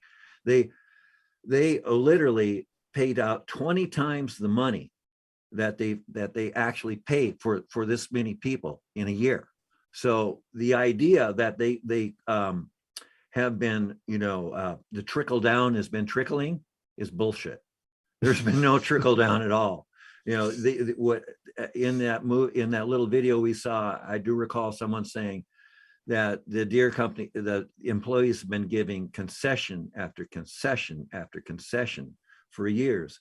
And one thing about this whole thing, taking it beyond John Deere is, if you just look at the numbers off their last offer, which they claim is their absolute last one, and you didn't know what was going on, the offer would look pretty good. Oh, gee, immediate 10% salary for everybody this time, plus more down the road. But that's ignoring the numbers I've just thrown at you. That's it, and the fact is that things are way beyond the pale. For 30 years, basically, American people have not seen an increase in their wages, in terms of keeping up with inflation. The amount, we're not much better off in 30 years, whereas the corporations are making bank. And I noticed something just the other week driving around Seattle, because Seattle is actually a pretty affluent city, and we've got a lot of corporate headquarters here. And anyway, I got to notice that, geez, companies have a lot of money. They build buildings, they put in lobbies, they just some of the the gingerbread, the steel decorations around windows and stuff, it's just amazing. And I got to realize that, there are almost two economies now, where you've got your corporate citizen, who is a corporation, and they have assets and they spend money. They have, brain cells called people and CEOs to do spending the money for them. But it's almost like there's almost two Americas now, whereas there's the working person, and then there's the corporation with all the money. Just an observation. Yeah, I'm pretty much in agreement with the guy that we saw earlier. I want to tie it in all together. The guy from the COP26 coalition that said it's a multi-area, idea coalition, because all of this is tied together.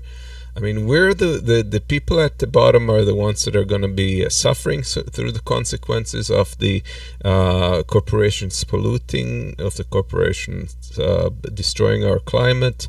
We're the ones that are not being paid at the current time. So it's just basically it calls for what they are doing on a national UK level. It needs to happen on a global level. Transcend any borders and have kind of like a coalition in all of these regards to push this and enforce change. I don't know how you do it, but that's what's necessary. Well, I like seeing the strikes. That's moving in the right direction. You can argue, like unions are just a part of the capitalist apparatus, and that's correct.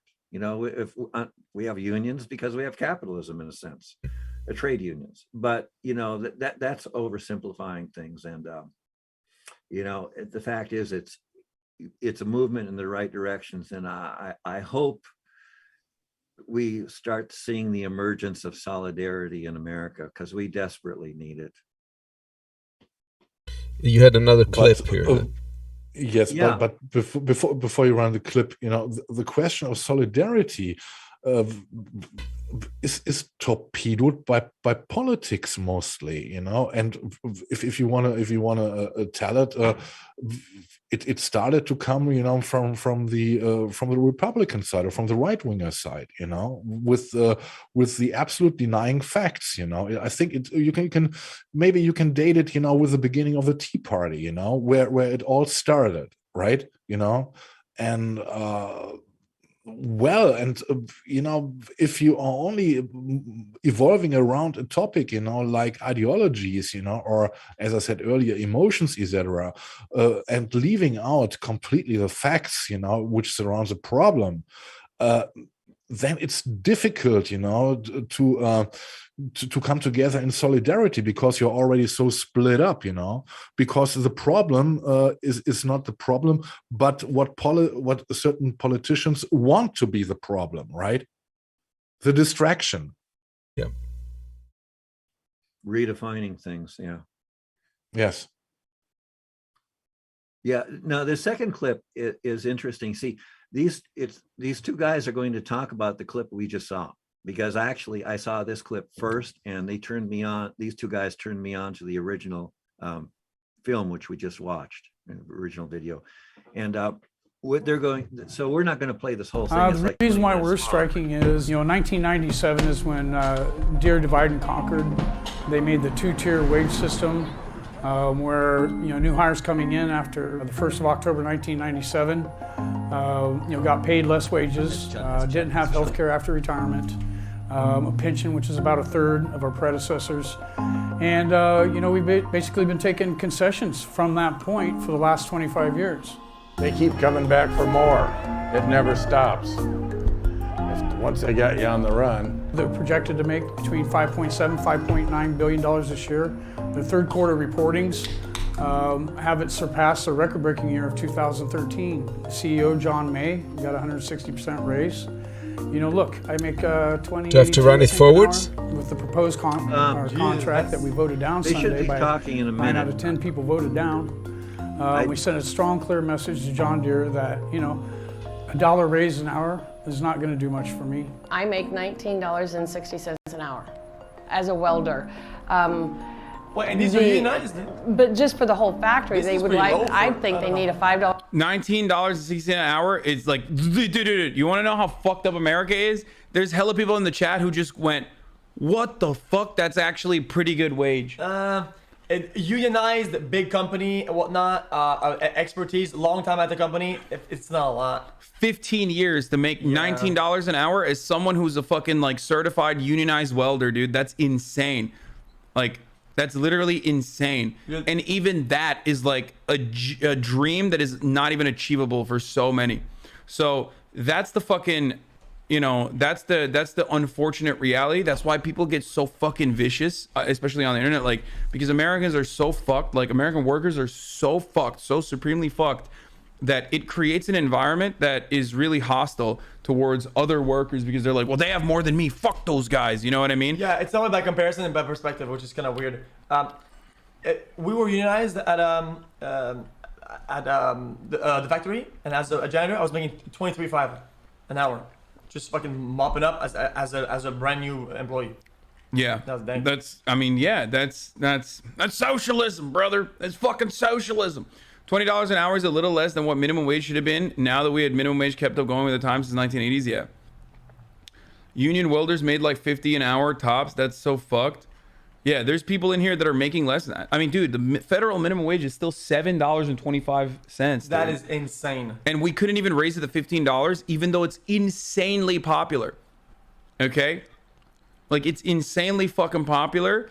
And because of a couple Democratic senators and the entirety of the Republican Senate, we couldn't even fucking get it up to 15, which was like broadly popular in the states that the senators said that they don't want to fucking raise it on. And that's the leftist side. That's the Democrats. Well, but in most states, though, with $10, you can't do anything. And if there's two of you, for let's say, you have a partner, $15 combined, you can't do anything with that. What are you gonna do with $15 combined an hour? You're getting to live. Yeah, it's really fucked up. It's really, really fucked up. And that's why people are like, fuck this shit. We don't want to do this anymore. That's why you see like people constantly crying about fucking how there's work shortages happening everywhere. Like I can't get my fucking tendies. I can't get my fucking treats on time and shit like that. Question then. Isn't it the job, kind of like the government order, to compute like, okay, cost of living in here with our minimum wage? Oh, if you were to work full time in here, you would just die over time, and fix that? Is that their responsibility to fix that? It would be, but the American government, or most capitalist governments in the Western world, their entire job is to protect and serve the interests of capital, those who own the corporations, those who own the businesses, rather than the workers themselves. The workers get scraps, right? You get like enough that you don't literally fucking die or starve or don't live out in the street, but not so like, and that's pretty much it. They want to keep you as thirsty and as hungry as possible, so you take on those fucking jobs for shit pay because you're desperate, but not so hungry that you realize you're backed into a fucking corner and the only way to get out of it is by fighting back. So yeah. Who are those two guys, by the way? I don't know. I just found them at random, and I haven't watched anything else by him yet. Hassan and XQC. Yeah. They are saying the same I said in the first part of the show, right? Yes. Oh, great minds. Absolutely the same. You know, it's only crumbs you get, and in Germany, our unions do the contract fights with the employers normally within 1 week, 2 week. You know, when it's getting difficult, it may take longer. The trains here in Germany are known for longer evaluations around new contracts, but the unions here in Germany always manage to get for their people something out of it, you know. And if times are hard, they also can move their people to accept maybe short-term working, etc., you know. But they are big in preventing that people get fired, you know, in times where the profit is not that high. For us here in Germany, I can only repeat myself. We wouldn't be where we are as employees if we hadn't the unions here in Germany. Well, and unfortunately, we don't have such a history with unions like America had. You know, we know about what happened in the past decades. You know, that unions were involved in illegal stuff, etc. We also had 1 or 2 cases, but not, of course, not to this extent. You know, in general, we trust our unions here in Germany. Yeah, because they prove it. They prove it that they can be trusted. Right. You know? Well, the unions here have been shut down. I mean, you know, Ronald Reagan, and I remember back in it was the air traffic controller, and ever since then. Unions really haven't been any part of, you know, they're just starting to come back now, if they're even coming back. This is the first we've heard of any really union activity for years. But coming back to the criticism, you know, that some people in the chat of the two guys said, "Oh wow, this is an absolute great wage." You know, I don't reach these numbers. You know, I think, in my opinion, it doesn't matter. You know, if a company makes such a lot profit, you know, then I think it should be mandated. You know, that also the employees profit from this, be it a bonus or something else. This shouldn't be a long discussion, you know, because they were indeed the forces who built the profit of those companies, and this should be rewarded. And that's my point to this, and not with $1 or $2 an hour. Come on. Yeah. Well, the owners don't value the employees. They're only seen as a resource. Yes. And if they could do without employees and replace them all with machines, they would do it in a heartbeat. Yeah. You know, the management at Deere and Company wants to make a lot of money for themselves. They're not interested in making money for other people. Yeah. And you know, that's part of the problem, is the whole ownership arrangement. Yes. Yeah, and you know, Marx said it. You know. Ideally, we'd have an employee-owned situation where you'd have worker councils, and you know, if you had the workers running the enterprise, they certainly wouldn't have spent $10 billion in dividends and buying back stock over the last 5 years. They would have given themselves a raise somewhere along the line, at least $1 an hour. It's pretty ridiculous. Yeah. What's next there? Is it? I think we're gonna have to shelve our Great Barrier coral bleaching story for next time, but we still have a couple of shortcut stories in the news. So is it a view into the next decade, or what is going on there in the video? Yeah, pretty much, Keith. Well, these guys are fighting climate change. You know, they know what to do. Yeah, so we're going to watch them fight climate change. And they can do this days long. They can do it as long as they want to. It's only 20 seconds.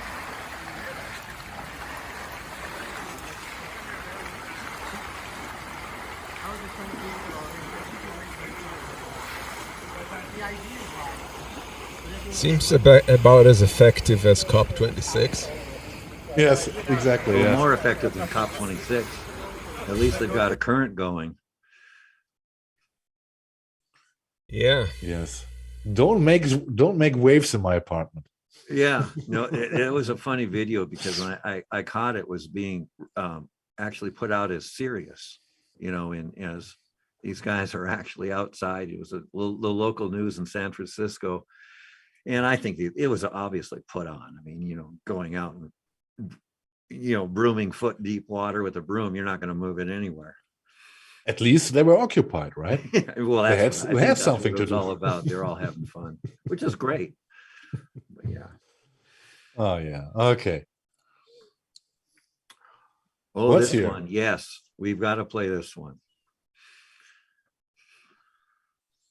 Protests on and after July 11th, and with the upcoming plans for November 15th, the Cuban people are voicing their concerns about freedom, about democracy, and the failures of that very regime, the Cuban regime, to meet their own needs, the needs of the Cuban people. We support, as we have said, the rights of the Cuban people and people everywhere to exercise their freedoms of expression, their ability to assemble peacefully. We call on the Cuban government to respect these rights and to see this not as an attack, but as an opportunity to listen to their own people and to do what is right for Cubans and for Cuba. The Cuban regime is failing to meet the people's most basic needs. That includes food, that includes medicine. Now is a chance to listen to the Cuban people and to make a positive change. Again, we commend the people of Cuba for peacefully showing the strength of their will and the power of their voice. Yeah. I just want to play one more time the part where he says the upcoming protests. Plans for November 15th. The Cuban people are voicing their he's saying, literally, he's like, yeah, they're going to voice their concerns in a protest we're helping create for November 15th. Like, you're not supposed to admit it in advance that you're trying to create a fucking coup in the country, you cunt face. Jesus Christ, man. I love this. I support Lee Camp here 100%. I mean, if you look at Cuba, you know, and if you look at the crisis, you know, how did it come to the crisis in the first place? And if you look at the history of Cuba, you know, Cuba is known for their absolutely great doctors they have, and as far as I know, Cuba is also sending their doctors into emergency into countries which have emergency cases and stuff, and they're helping out, and all but that's not true. You heard the State Department guy say he very clearly. Yes, I know. Yes. Yeah, he was saying that the Cuban medical establishment is shit. I heard him say it. Yes, this is exactly why I was so flabbergasted about. I was so surprised, because I know. if you know about the past of Cuba, Which I do. what and for their own people, I think it was or it is that Cuban people don't have to pay for healthcare, right? Right. So and this what criticism, the fuck is he talking about? Yeah, this criticism could have been a little more credible if it wasn't for the U.S. trying to blockade them and boycott them on every corner, preventing medical supplies and they caused the crisis in the first place. Yeah. So it's hypocritical at the least of it, and the point that Lee's making is that that this event that is supposedly scheduled for November 15 is promoted by the U.S., there are some signs that that may be the case in terms of financing and so forth. Just look at how they're embracing countries like Honduras and other countries that have actual right-wing, brutal or like quite autocratic regimes, and at the same time like pretending that these guys are the worst thing in humanity. They're destroying their own country and they should kind of act against them. And the other question is it actually worth the struggle? There we got to see, what are the data, the forecast for Cuba in 10 years. Is Cuba still there, or is it did it vanish until the mountains in the sea? Is it worth all the stuff? Yes, I know I'm cynic. Yeah. Well, you're not supposed to announce a queue before you do it. It's against the rules. Yeah. Oh, we're already there? We are. Okay. Yeah. Well, yeah, we've thoroughly confused everybody by this point, so it's probably a time to call it a day. Yes. We should not go longer. Yeah. Okay, guys. I had my fun. It was a great show. It was my pleasure again to talk with you gentlemen, to see what's going on in chat. Yeah, we had some passion today, damn it. Yes. And I liked it, and as usual we are going out, and this is some of the live stuff. This is from KEXP. It's a band. If you look at the girl in front, when I saw it first, I did not start the video. I think this is definitely a Swedish band. Bullshit. They're from Australia. They are the Goon Sacks, and this is a kind of play of words. A goon sack is in a certain Australian language a boxed wine, and this is how they are playing with it, and they are doing a kind of different sound. It reminds me a lot of, especially this song we are listening to in the Stone, reminds me a lot of the Jesus and the Mary chain. It has a certain appeal to the 80s, and if you go on and listen to them a little bit later, you'll see also I see a little bit wooden tops in it, and the singer, the guy in the skirt, is a son of one of the founders of the Go-Betweens, and so they have the talent in blood, I guess, and I found them and I like what they are doing. It's unique, I think, and I hope you enjoy it also. And yes, that's it for today. Any last things to say, guys? Solidarity.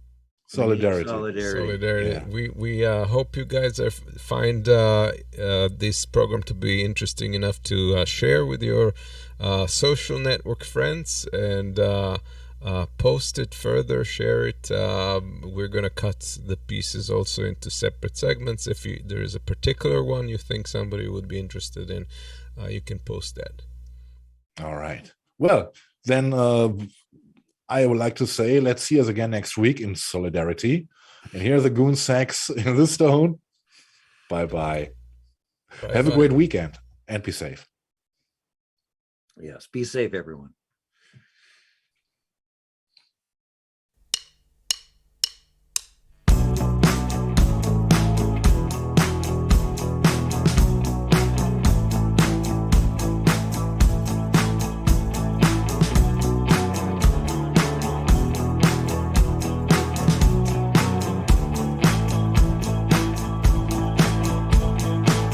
Do you think it's better not feeling any of this at all?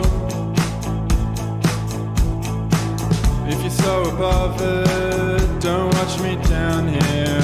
Let's just get hiking through the frozen window. I see a dark shape on the street. Are you the vampire? I feel a dark heart on the street.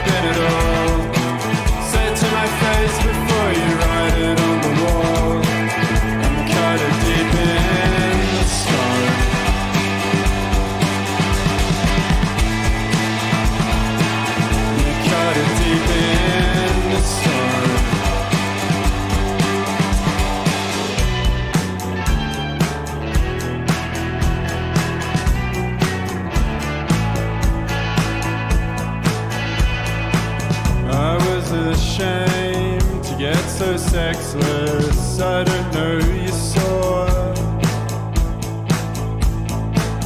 all of these names and addresses, but not who's on the floor. Are you the vampire? We take on so many forms.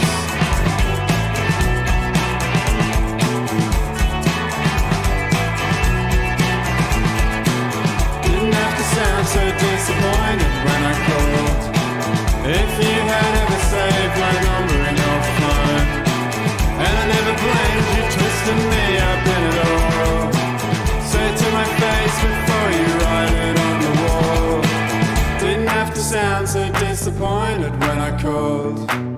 If you had ever saved my number in your phone, and I never blamed you twisting me up in it all.